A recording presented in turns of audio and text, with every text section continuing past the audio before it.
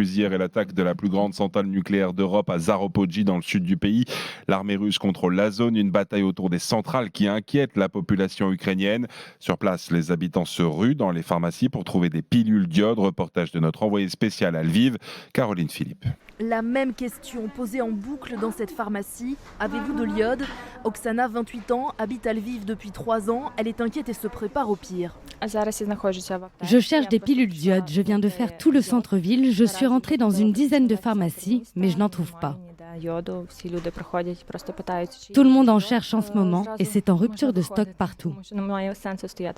Derrière son comptoir, Yulia, jeune pharmacienne de 20 ans, aimerait pouvoir aider les habitants. En temps normal, elle a de l'iode, mais depuis le début de la guerre, la priorité est donnée aux soldats.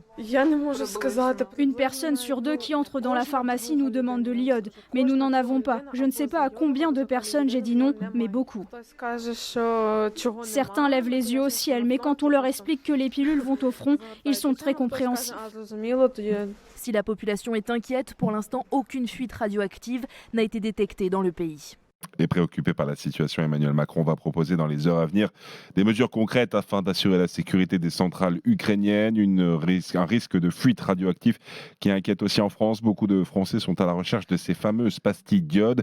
Pierre-Olivier Variot, président de l'USPO, Union des syndicats des pharmaciens d'officine, nous explique l'intérêt de ces pastilles. Le fait de prendre des comprimés d'iode fait que l'on va saturer la thyroïde en iode et la thyroïde n'ira pas chercher à l'extérieur ce dont elle a besoin et elle ne va pas utiliser l'iode radioactive avec un risque cancérigène. Aujourd'hui en France, nous n'avons pas d'iode dans les pharmacies. L'État a des comprimés d'iode et en cas de besoin, ils les donneront à la population. Certains patients nous disent on peut peut-être les trouver sur Internet et là je dis attention, il y a danger parce que sur Internet vous ne savez pas ce que c'est.